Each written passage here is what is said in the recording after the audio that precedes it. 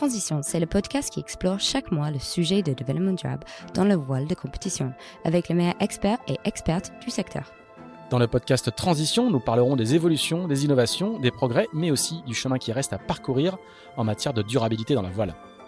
Transition est produit par l'EMOCA avec le soutien de Bretagne Développement Innovation, BDI, l'agence de développement et de transition de la région Bretagne. BDI accompagne les acteurs de la voile de compétition avec son programme Bretagne Sailing Valley à travers des conférences, des webinaires, des newsletters et le site sailingvalley.bzh. Transition est animé par Imogen Dinham-Price et Pierre-Yves Letroux. Bonjour à toutes et à tous et bienvenue dans ce deuxième épisode de Transition. Salut Imogen. Salut Pierre-Yves. Autour de la table pour ce deuxième épisode, deux invités. Samuel Napoléoni, qui est chef de projet chez Multiplast. Bonjour Samuel. Bonjour. Et Erwan Faucher, qui est directeur innovation et développement durable du groupe Beneteau et qui est également président de l'association APER, c'est l'association pour la plaisance éco-responsable. Bonjour Erwan. Bonjour Pierre-Yves. Alors, Imogen, ce deuxième épisode est intitulé, on trouve toujours des titres très significatifs sur Transition. Ce deuxième épisode est intitulé Pourquoi la réduction de l'impact des bateaux de course est-elle difficile mais pas impossible? Est-ce que tu peux nous faire du coup un petit tableau justement des enjeux de réduction de l'impact sur cette partie très spécifique de l'écosystème de voile de compétition qui est la construction des bateaux? Avec plaisir. Et donc, effectivement, oui, on a trouvé une jolie petite titre pour cet épisode aujourd'hui parce que, au cœur de vraiment de la classe IMOCA, nous, on a la classe qui rédige toutes les règles autour de construction de bateaux pour l'équité sportive, performance, sécurité et maintenant cette notion de développement durable. Et on va parler de partie construction purement parce que dans une campagne de MOCA, forcément on a des émissions et la partie construction, c'est à peu près à 20% de nos émissions globales. Le reste, c'est vraiment lié à tout ce qui est événementiel, les organisations et toute cette partie-là. Mais nous, on peut vraiment réagir en tant que classe, il y a une règle pour diminuer l'impact de nos bateaux, nos constructions, avec notamment une partie prenante. Donc aujourd'hui, ça va être hyper intéressant de voir un petit peu comment on peut faire ça avec les industries autour de nous. Alors, chez Beneteau, on ne construit pas forcément d'IMOCA, pas encore en tout cas. On est plutôt habitué à la très très grande série. Mais par contre, c'est le cas chez Multiplast. Et évidemment, Samuel, est-ce que vous pouvez juste nous dire un petit peu ce que ça représente dans l'activité de Multiplast, les IMOCA? Je crois que vous en avez construit plusieurs sur le dernier Vendée Globe. Je crois qu'il y en a quelques-uns qui sont en commande pour le suivant. Est-ce que vous pouvez nous faire une petite photo de ce que ça représente en termes de poids dans l'activité de Multiplast et puis ce que ça représente en termes de travail? Je crois que c'est plusieurs dizaines de milliers d'heures de travail. C'est plusieurs, effectivement, dizaines de milliers d'heures de travail. Des IMOCA, il y en a avoir 7 ou 8 qui naviguent aujourd'hui là autour du monde. Effectivement, on a construit deux et demi, on va dire, pour le dernier Vendée Globe, 2,5 neuf pour la dernière session. Et puis il y en a 3 qui sont dans les cartons, dont un qui commence à sérieusement sortir des cartons. C'est une activité qui est assez cyclique, due au cycle de course. Donc c'est une activité qui est importante pour Multiplast, mais qui est assez cyclique et qui représente, je dirais, peut-être un tiers de l'activité en moyenne pour le chantier. Parfois c'est pas loin de 80% dans certaines phases. Je pense que ce sera probablement le cas d'ici une année et demie. En ce moment, c'est 0, donc voilà, mais bon, c'est des projets qui nous tiennent à cœur, c'est des projets qui passionnent pas mal de gens ici, et c'est à l'occasion de chaque sortie de nouvelles règles de jauge, etc., c'est des nouveaux défis et de nouvelles aventures, donc c'est notre cœur de métier et on y tient. Ça représente quoi aujourd'hui un IMOCA contemporain, c'est-à-dire cycle 2024, quoi, en termes d'heures de travail, qu'on puisse se représenter? C'est à peu près, c'est toujours un petit peu compliqué de faire un contour, mais c'est à peu près 35 000 heures de travail. Et c'est un an, une bonne année de chantier. C'est une bonne année, c'est ça. C'est une bonne année de chantier en fonction du planning des uns et des autres et des contraintes. C'est une bonne année de chantier, c'est ça. En termes de production, en termes de matériaux, en termes de technologie de construction, aujourd'hui, tous les IMOCA sont construits de la même manière. Je ne parle pas des plans, mais vraiment de la mise en œuvre, ou ça change à chaque fois? On va dire que le fil d'Ariane reste le même, c'est-à-dire c'est toujours un petit peu les mêmes process qu'on essaye d'optimiser, soit pour aller plus loin en termes de qualité composite, soit pour aller plus loin en termes de planning, soit pour aller plus loin en termes d'efficience. Les contraintes des équipes et des différents clients sont pas toujours les mêmes, les attendus non plus. Donc les évolutions sont, en tout cas pour la manière de fabriquer en tant que telle, vraiment fabriquer les pièces, la partie vraiment drapage composite, elle évolue, mais elle évolue doucement parce que c'est des process qui sont un petit peu compliqués et qui deviennent vite aléatoires quand on essaye de changer trop de paramètres. En revanche, ce qui évolue assez rapidement, c'est, comme vous le disiez, un peu l'architecture des bateaux et donc certaines phases de fabrication et surtout d'assemblage, où ça nous amène un peu à imaginer d'autres choses, à changer un petit peu les manières d'assembler les bateaux en fonction de leur géométrie, en fonction de la manière dont ils sont dessinés et dont l'architecture est faite à l'intérieur du bateau. Et non, mais le process de fabrication en tant que tel, le process pré-imprégné et assemblage, il n'y a pas eu de grosses révolutions ces 15 dernières années sur ce sujet-là. C'est des petites évolutions au fur et à mesure dans l'utilisation des matériaux, des consommables de vide, etc., pour améliorer les choses. Voilà, ce qui change vraiment, c'est la complexité des bateaux, hein, Oui, c'est ça. qui sont toujours plus compliquées. Toute la partie structure, notamment, devient de plus en plus sophistiquée. Alors, ce qui change un petit peu à chaque cycle, ce qui change singulièrement sur le prochain cycle, c'est plutôt les règles de construction décidées, votées à l'IMOCA par les coureurs. Est-ce que, Imogen, tu peux peut-être nous faire un topo, un brief, une petite synthèse, sans rentrer trop dans les détails, parce qu'il y en a vraiment beaucoup, mais est-ce que tu peux nous dire ce qui change principalement sur le prochain cycle? Oui, effectivement, oui, il y a quelques changements et comme tu disais, Pile, c'est vraiment ça que au sein de la classe, on a l'habitude à faire, c'est pour mettre en place des règles et forcément, mettre en place une proposition de règles et après voter pour de certaines règles pour chaque nouveau cycle. Donc, pour le prochain cycle de 4 ans, en fonction entre chaque Vendée Globe, on a fait voter une nouvelle règle qui est vraiment autour de cette partie de réduction d'impact. Et on est arrivé à cette partie-là parce qu'on a vraiment profité de nos 4 dernières années pour étudier notre impact par rapport à la construction d'un IMOCA. On a utilisé une étude, une méthodologie qui s'appelle l'analyse de cycle de vie, et ça a vraiment nous montré l'impact de nos bateaux en termes d'émissions de CO2. Et suite à ça, on était capable de vraiment identifier 3 points chauds en termes de pollution. Et donc, ces éléments-là sont le moule, la plateforme et le foil. Notre cas d'étude a également noté que finalement, notre impact, c'était alentour de 400 tonnes de CO2 par bateau. Et on se dit, pour les prochaines règles, il faut qu'on mette en place quelque chose qui est vraiment effectif en termes de réduction. Donc, en suivant l'information et la réglementation qui viennent de la Cour de Paris, on a mis en place une règle qui diminue notre impact par 15%. Donc, ça veut dire que c'est à peu près 60 tonnes de CO2.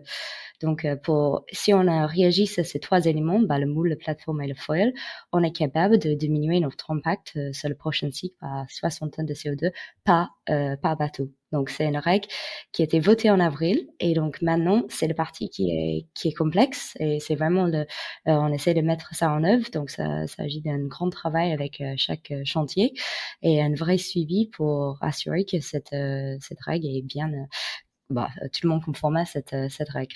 Alors, on va rester encore un petit peu du côté de Van avec Multiplace. Qu'est-ce que ça a comme conséquence pour vous, cette nouvelle règle? Ça bouscule un petit peu les habitudes et c'est ça qui est assez intéressant.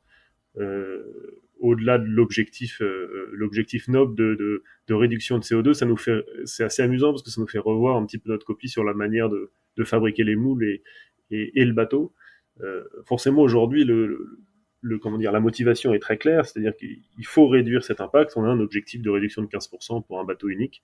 Et forcément, le jeu, ça va être d'essayer de faire tous les gains sur la fabrication des outillages pour laisser libre cours à l'imagination des architectes et puis à l'utilisation des matériaux qui semblent les plus appropriés pour fabriquer la structure. Forcément, c'est pas tout à fait possible de faire tous les efforts sur les outillages, mais c'est ici que les équipes nous attendent, c'est ici qu'on attend aussi les fournisseurs de moules, et donc le jeu a été de construire petit à petit, d'apprivoiser un petit peu l'outil EcoScore IMOCA pour comprendre où étaient les enjeux et puis pour aller chercher des solutions qui puissent répondre à ces attentes-là. Pour être tout à fait honnête, quand la règle a été discutée, etc., en discutant avec les fournisseurs de moules, on était relativement à l'aise avec les objectifs et je sais pas vraiment pourquoi, et je saurais plus dire pourquoi, mais on avait l'impression que ça serait pas trop compliqué aujourd'hui d'atteindre les 15%. Et on était plutôt à l'aise. Et plus on a avancé dans le sujet, plus les choses se sont ajustées. Et une fois qu'on s'est retrouvé avec un bateau à faire, enfin un unique bateau à faire dans un jeu de moule, en tout cas aujourd'hui, ça a été une toute autre paire de manches. Quand il a fallu s'engager chacun un peu sur des chiffres à tenir et sur des objectifs, tout d'un coup tout le monde a revu ses objectifs à la baisse et puis on passait plus du tout les 15%. Donc ça fait pas loin de 6 mois maintenant, je pense, 6 mois que moi plus en particulier ici, mais on discute de ce sujet-là avec la classe IMOCA, avec Noémie notamment. Et aujourd'hui, on y arrive, donc avec DMG Mori, pour ne pas les citer, à passer ces 15%-là, mais c'est un, ça a un vrai impact sur la manière de construire les moules et de construire le bateau, qui nous a amené aussi à un petit peu discuter avec la classe IMOCA pour les mettre en face de la réalité, l'impact que ça avait sur la construction. C'est pas neutre, ça a un impact technique, ça a un impact de coût, mais on sait que derrière, bon, ça mène à un impact écologique. Donc le jeu en vaut la chandelle. C'est sûr que encore tout à l'heure, on sortait le 3D d'un des moules et on se disait est-ce qu'on est sûr de ce qu'on est en train de faire. Enfin, c'est un vrai défi technique qui chamboule un certain nombre de choses. Et je pense que enfin, c'est sain, c'est sain et c'est intéressant d'être un petit peu bousculé dans ces certitudes sur nos manières de faire depuis 10 ans. On va aller du côté de la Vendée et chez Beneteau avec Aaron Faucher.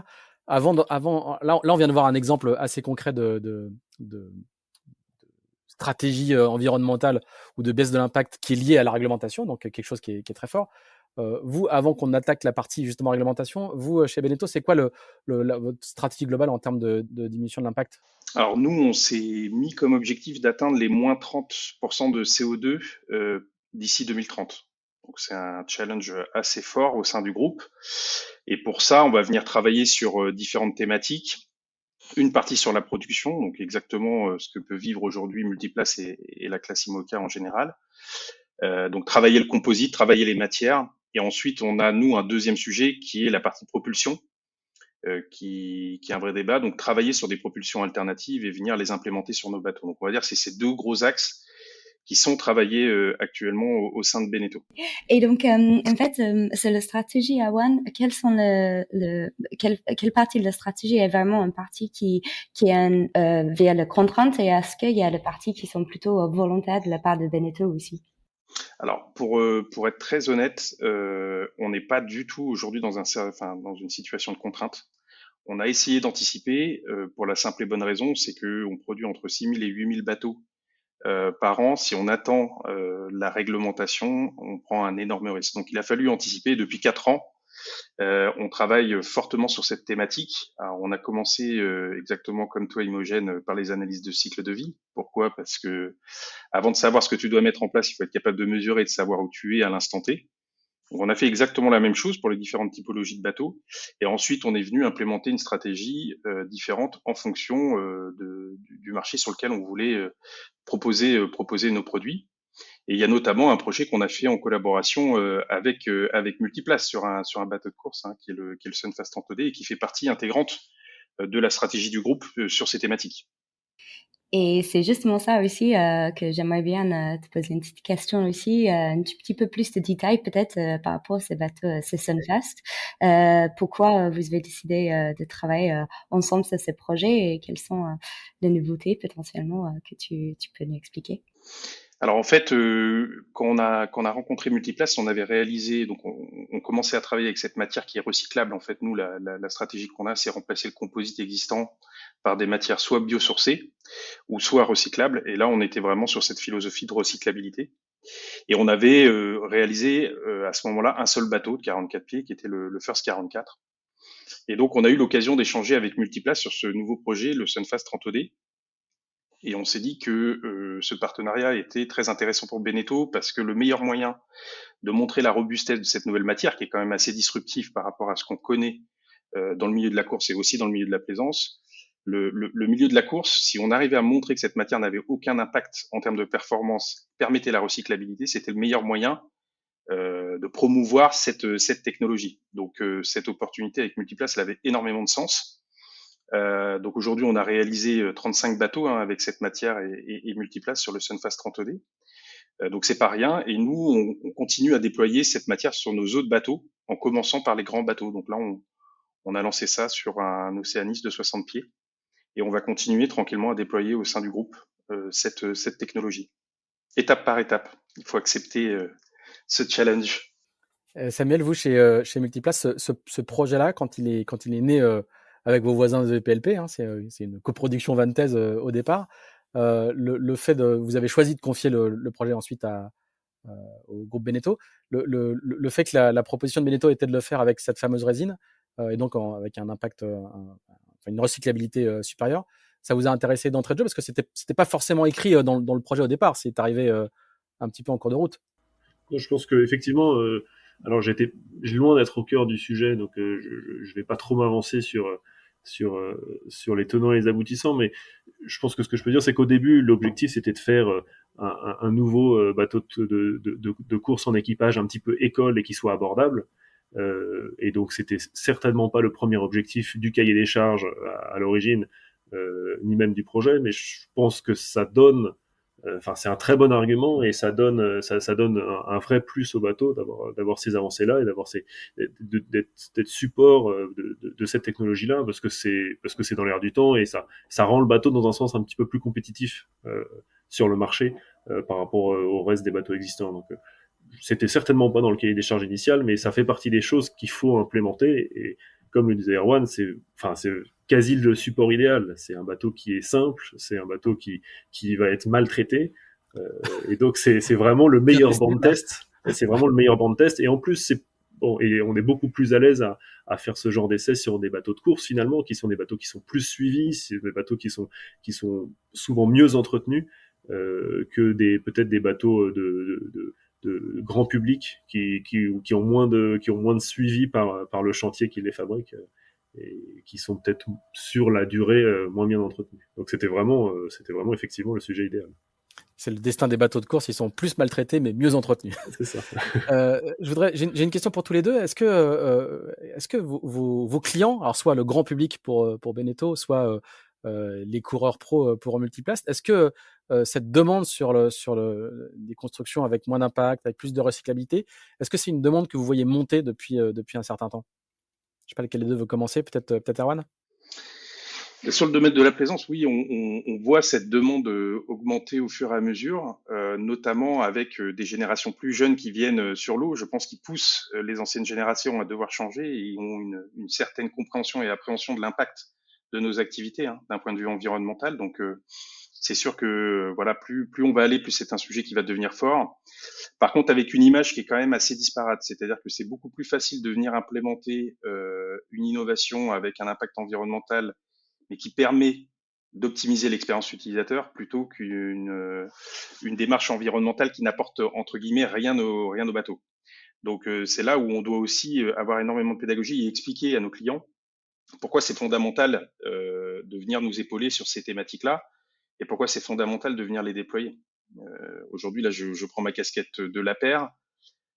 Quand on voit le nombre de bateaux que l'on doit aujourd'hui déconstruire, il est urgent d'avoir des solutions techniques à mettre en place en face. Samuel, les coureurs, ils commencent à venir, les nouvelles générations aussi sont plus sensibles à ça, au-delà de la contrainte réglementaire, qui est vraiment celle qui fait évoluer l'écosystème course. Est-ce que vous avez aussi des coureurs qui viennent vous dire pourquoi il n'y a pas d'éolienne chez Multiplace ou pourquoi ce genre de remarques? C'est pas encore, pas ce genre de remarque, je dirais pas ça, mais effectivement, je caricature pour les besoins. Oui, bien sûr. Non, mais il aurait pu, mais c'est vrai que avec certains clients, c'est quelque chose qui est arrivé, c'est un sujet qui est de toute façon sur la table, mais je dirais que ça vient pas uniquement des clients, c'est-à-dire que c'est un sujet qui arrive par les employés de Multiplace, par les coureurs, par l'environnement, et c'est vraiment quelque chose qui arrive un petit peu de toutes parts. Aujourd'hui, quand un coureur, quel qu'il soit, arrive chez nous pour construire un bateau, la première chose qu'il veut, c'est gagner des courses. Donc évidemment que jusqu'à présent, ça n'était pas le critère numéro 1. Aujourd'hui, la classe IMOCA en a fait l'un des critères, donc ça met le sujet au centre de la table. Hier, évidemment que c'était malheureusement un sujet secondaire dans le sens où c'était pas encore, et ça l'est pas encore aujourd'hui, mais c'est une règle, c'était pas un vecteur de performance. Aujourd'hui, ça reste un vecteur de performance au niveau coût. Il y a des économies à faire en faisant des choix un peu plus audacieux pour, par exemple, les technologies de moule, mais c'est pas si simple et ça, il y a d'autres critères qui entrent en jeu, la géométrie, l'architecture générale du bateau qui permettent pas non plus de tout faire. Mais on sent, à Multiplace, mais dans le discours public, que les jeunes générations, les jeunes coureurs sont déjà plus tournés vers ces sujets-là et vont avoir plus d'attentes sur ces sujets-là. Et on sent aussi chez les sponsors qu'il y a une demande qui monte doucement certes et prudemment, mais elle est là et je pense que c'est clairement, enfin, que la classe IMOCA soit anticipe les demandes, c'est une bonne chose parce que si c'était pas la classe IMOCA qui l'avait imposé, c'est les sponsors qui auraient, je pense, fini par le demander. Erwan. Oui, non, mais je voulais aller dans le sens de Samuel. Je pense que ce qui est important pour la classe IMOCA, c'est l'opinion publique aujourd'hui. Et c'est ce point-là qu'il faut traiter en priorité. La classe IMOCA a une image magnifique en externe. Je pense si on prend les voiliers, en tout cas, c'est la partie qui est la plus connue et la plus belle. Et c'est très important de travailler en amont pour que le public ne change pas d'avis ou d'opinion sur ce genre de thématique. Comme l'a précisé tout à l'heure Imogène, quand on part d'un bateau qui fait 400 tonnes, on va demander par exemple à un Français en 2050 d'être à 2 tonnes de CO2 par an, je vous laisse imaginer le calcul rapide qu'il va faire à sa petite échelle. Donc c'est pas juste pour se faire plaisir, c'est aussi être capable de continuer nos activités, de continuer à faire rêver. Et pour ça, on va devoir continuer à être durable. Imogène. Pour compléter là-dessus, ouais, je suis tout à fait d'accord avec le 2 là. C'est vraiment quelque chose qu'il faut complètement.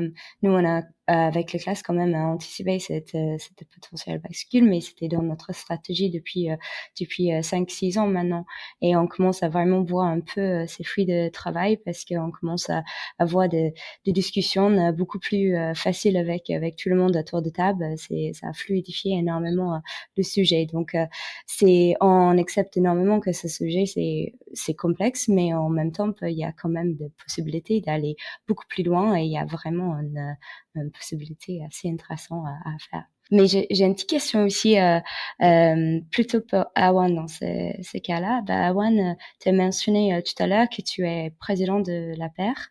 Et est-ce que tu peux nous dire un tout petit peu plus par rapport à la paire et comment ça peut fonctionner pour l'évolution plutôt fin de vie de nos bateaux aujourd'hui?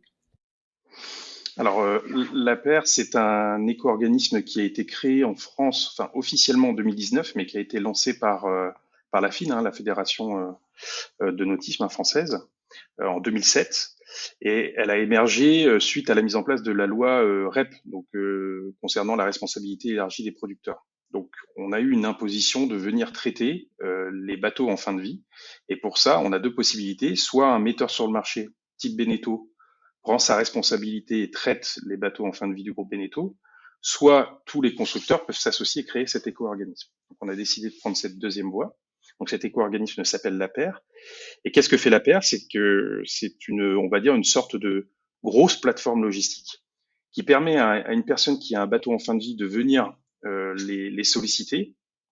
Et la paire va organiser le démantèlement de ce bateau en travaillant avec des centres de démantèlement qui sont des gros centres de déconstruction déjà existants, type Guyot Environnement. Donc on s'est appuyé sur ceux qui savaient déjà faire la déconstruction en leur donnant cette spécificité du bateau, et ça a permis très rapidement d'avoir une trentaine de partenaires sur le territoire français. Donc tout ça, aujourd'hui, ça permet quoi? Ça permet depuis 3 ans d'atteindre la déconstruction de 3000 bateaux par an. Donc ça peut sembler faible, moi je trouve que c'est plutôt très bon comme résultat en 5 ans. Et je rappelle, c'est la seule filière qui existe au monde actuellement pour faire cette déconstruction de bateaux. Donc on a cette chance en France. Et concernant la R&D, bien évidemment, la paire travaille aussi sur des sujets de demain pour faciliter la déconstruction. Et un des sujets majeurs, c'est le composite. Donc ça va rejoindre, on va dire, les challenges de la classe IMOCA. C'est réellement comment demain on peut maximiser la valorisation du composite des bateaux en fin de vie. On va avoir la résine et la fibre, et donc on travaille sur cette partie-là pour être capable de réemployer ou de valoriser ces deux matières au maximum, qu'on soit sur des bases de carbone, de fibres, de verre, etc., etc. Donc c'est vraiment les deux axes sur lesquels on travaille, et tout ça, ça permet déjà aujourd'hui de valoriser ou recycler 70% de la totalité du bateau en fin de vie, ce qui est encore une fois pas négligeable. Est-ce qu'il y a des pistes pour une filière spécifique pour les bateaux de course, et notamment les bateaux de course en carbone, ou est-ce que c'est encore un trop petit marché, une trop petite niche? Je pense que ça sera traité de la même façon que les bateaux de plaisance parce que ça soit de la résine époxy, vinylester ou polyester, à la base, la manière de le traiter reste quasi identique. Et la fibre de carbone, on a des challenges associés à la fibre de carbone, mais on en a aussi sur la fibre de verre. Donc, on va dire que les thématiques à l'instant T sont vraiment identiques. Et pour moi, il faut bénéficier des infrastructures existantes. Il n'y a pas de raison qu'on ne puisse pas. Samuel, chez Multiplast, qu'est-ce que vous faites de vos moules? On a eu une conférence de Bretagne Développement Innovation cette année où l'un de vos clients, Paprec, peut-être même l'un de vos fournisseurs aussi, est venu expliquer des tests qu'il faisait sur le recyclage du moule de Paprec Arca ou Arca Paprec, je ne sais jamais dans quel sens c'est. Vous avez travaillé un peu cet aspect-là des choses. Qu'est-ce que vous faites des moules que vous avez qui restent sur vos parkings et qui vous appartiennent pas d'ailleurs, qui appartiennent souvent aux clients, mais du coup, vous avez des pistes pour savoir ce que vous pouvez en faire? Aujourd'hui, c'est vrai qu'il n'y a jamais. Enfin, la problématique arrive rarement chez nous, même si on nous pose des questions, parce que c'est des moules qui appartiennent aux clients, qui vont en stockage à certains endroits, qui parfois sont réutilisés ailleurs. On a détruit quelques moules composites ici qui n'ont pas été recyclés. Mais en tout cas, c'est quelque chose qui nous concerne parce que c'est nous qui parfois les fabriquons et qui les utilisons, et c'est un sujet qui est sur la table. Aujourd'hui, il y a des startups, il y a des programmes de R&D qui ont été mis en place, à commencer par des programmes R&D qu'on a menés nous-mêmes avec certains transformateurs qui pouvaient tenter de réutiliser ces moules-là pour en ressortir de la fibre sèche. Et c'est des choses qu'on a utilisées tant sur les projets de Coupe d'Amérique où on a des contraintes dans la fabrication des moules d'utiliser une certaine quantité, enfin parmi d'autres contraintes possibles, une certaine quantité de carbone dit recyclé, c'est-à-dire récupéré à partir d'anciens moules ou d'anciennes pièces carbone époxy. Donc c'est des vrais sujets d'actualité, c'est des sujets qui sont loin d'être réglés et qui ont encore un certain nombre de défis techniques devant eux. Mais c'est des choses qu'on a déjà commencé à utiliser depuis quasiment 8 ans maintenant, je pense un peu plus même, sur des moules de la coupe en particulier, et qu'on va aussi un petit peu utiliser sur des moules d'IMOCA dans les années à venir, parce que c'est valorisé par la nouvelle règle IMOCA. Donc c'est sûr que c'est un sujet qui est là, c'est un sujet qui nous occupe, et là encore, alors transformer un moule en un lot de fibres sèches, c'est un défi que je ne maîtrise pas du tout et qui est au point, mais qui pose encore un certain nombre de questions. Notamment la viabilité économique. Hein, alors, certainement, déjà, la viabilité. Ça sort un coût kilo derrière qui est pas tenable. Oui, la viabilité économique, la caractérisation structurelle, enfin mécanique de ces fibres-là, elle n'est pas claire, et aujourd'hui, elle ne nous permet pas de sereinement envoyer des plis dans un moule en se disant que ça suffira. Donc, pour l'instant, on est encore dans du tâtonnement. On sait comment l'utiliser, mais on veut pas l'utiliser seul, donc on l'utilise en complément d'autres choses, de carbone vierge. Donc ça reste, je dirais, un peu du palliatif. Mais comme toute nouveauté et comme toute filière en développement, au début c'est anecdotique, après c'est un petit peu palliatif, et puis au bout d'un moment ça devient un peu sérieux. Donc on a quand même bon espoir que d'ici il y a un cycle IMOCA, je dirais, d'ici 4 ans, il y ait des solutions qui s'offrent à nous et à toute la course et même toute l'industrie composite sur des filières de fibres sèches un petit peu plus établies. Mais bon, la conjoncture fait que pour l'instant, l'élan n'est pas encore là. C'est difficile. Enfin, j'ai recontacté un certain nombre de fournisseurs de fibres recyclées, et bon, les cadences n'ont pas été augmentées par 10, et voilà, le produit est pas vraiment sur étagère. Mais c'est un sujet qui nous occupe. Je dirais qu'on passe autant de temps à se gratter la tête sur comment mieux l'utiliser qu'à trouver des alternatives. Voilà. Aujourd'hui, je dirais que la meilleure manière de recycler du carbone, c'est encore de ne pas en consommer pour faire des moules. Et si on peut trouver d'autres manières de fabriquer les moules, c'est pour l'instant une piste qui est autant privilégiée que l'utilisation de carbone recyclé. Mais tant mieux dans un sens. Hein. Je veux dire, c'est un très bon moyen aussi. On va faire un épisode dessus, je pense, Imagine. Plusieurs, à mon avis. Plusieurs. Ajouter là-dessus, il y a déjà beaucoup de mutualisation qui existe forcément au sein de la classe. On produit forcément un peu moins de bateaux que d'autres. Donc, il y a quand même cette piste qui est assez intéressante. Et Et juste pour compléter un tout petit peu les choses, c'est Samuel, c'est pour le parti recyclage, notamment des composites. Bah, effectivement, c'est une filière qui commence et on débute un tout petit peu avec les classes Moka et également avec Guillaume pour commencer à recycler le titre de chute qui reste dans des chantiers. Donc, on espère d'agrandir un tout petit peu ces filières, mais ça reste quand même le début d'un grand projet potentiel à venir. Donc, ça peut être intéressant de continuer dans ce sens-là. Moi, j'ai une dernière petite question, peut-être un peu plus exotique, parce qu'on a parlé de fibre de verre et de fibre de carbone surtout. Quid du lin? Parce que je sais que chez Beneteau, hein, vous avez eu un petit projet. Alors, vous voyez pas, parce que c'est un podcast et c'est de l'audio, mais on voit Erwan sourire quand j'amène le sujet. Il y a eu un projet, je crois qu'il y a eu un mini de construit chez Beneteau avec un petit pourcentage de fibre de lin, je crois, hein, c'est ça? Tout à fait, tout à fait, tout à fait. Alors, en fait, la fibre naturelle, elle va avoir des avantages et des inconvénients. Malheureusement, il n'y a pas de solution magique. Nous, on a testé deux choses. On a testé le lin et le chanvre. Le lin, très intéressant parce qu'il a des propriétés mécaniques pour une fibre naturelle. Ça a un impact sur la notion de raréfication des ressources naturelles. A contrario, quand on regarde le CO2, c'est plus discutable quand on prend l'analyse de cycle de vie globale. Pourquoi? Parce que ces fibres de lin, ça correspond à la notion d'une paille que vous utilisez dans votre verre là pour boire votre verre, en tout cas qu'on utilisait dans le passé. Donc quand j'utilise ma fibre de lin, je l'imprègne de résine. Donc indirectement, je mets plus de résine dans mon bateau. La résine, donc le bateau est plus lourd. Quand je mets de la propulsion, il va consommer plus et je mets plus de résine. Donc l'impact environnemental, ça peut sembler contre-intuitif, il va être négatif en termes de CO2. On a essayé aussi le chanvre en utilisant une partie du chanvre qui n'était pas exploitée dans le passé. On l'utilise sur des pièces structurelles, mais encore une fois, avec une notion de trouver cet équilibre justement où on vient pas impacter négativement cette absorption de résine et donc in fine avoir un résultat qui est négatif. Ces problèmes-là, on l'a pas en fait avec la fibre de verre et la fibre de carbone. C'est là où c'est des matériaux exceptionnels. C'est que ça, on est sur des cylindres pleins. Donc quand la résine vient, elle vient pas se faire absorber par la fibre. Donc ça change complètement la vision qu'on a du sujet. Donc on peut le faire, mais c'est pas le CO2 quoi. C'est pas pour le CO2. Et pour compléter peut-être ce que tu dis, Andron, c'est amusant de voir que votre analyse peut être très très poussée de cette problématique que vous avez sûrement plus pratiquée que nous. Elle se retrouve complètement dans les projets qu'on a fait à notre échelle. On a fait quelques pièces en lin, soit en test, soit pour des clients.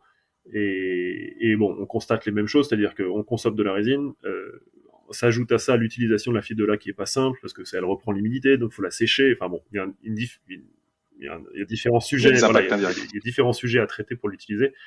Et tout simplement, j'ai fait une projection parce qu'on se pose la question pour certaines pièces qui sont prises en compte dans l'éco-score IMOCA pour fabriquer ces pièces dans des moules éventuellement en lin. Et en fait, on s'aperçoit que l'impact CO2 d'un moule en lin est quasi équivalent, voire supérieur à l'impact CO2 d'un moule en fibre de verre.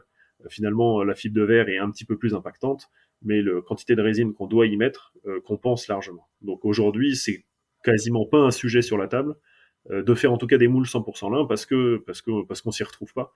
Je pense aussi du fait que la fibre de verre est tellement démocratisée que finalement son impact environnemental est quasiment optimal, tellement il y a une grande quantité de fibre de verre qui est produite dans le monde. Mais bon, c'est pas pour ça que c'est une fibre qui est écartée, mais c'est certain que aujourd'hui jusqu'à ce qu'on fasse le calcul grâce à l'outil EcoScore de l'IMOCA, c'était sur la table, et puis aujourd'hui, ça l'est plus vraiment parce que c'est beaucoup de contraintes et en plus, on n'y gagne rien. Alors, ce qu'il faut peut-être préciser, Imogen, c'est que au moins dans le cycle précédent, faire quelques pièces en fibre naturelle permettait je crois qu'il y avait une récompense dans le cadre de la jauge. Ça me permettait de mettre des kilos ailleurs, je crois. Hein. Je m'exprime peut-être mal, mais en tout cas, c'était une démarche qui était favorisée en termes de jauge. Hein. Oui, et ça existe toujours, et c'est plutôt pour les pièces démontables. Donc, c'est pas pour les pièces structurelles du bateau ni pour le moule.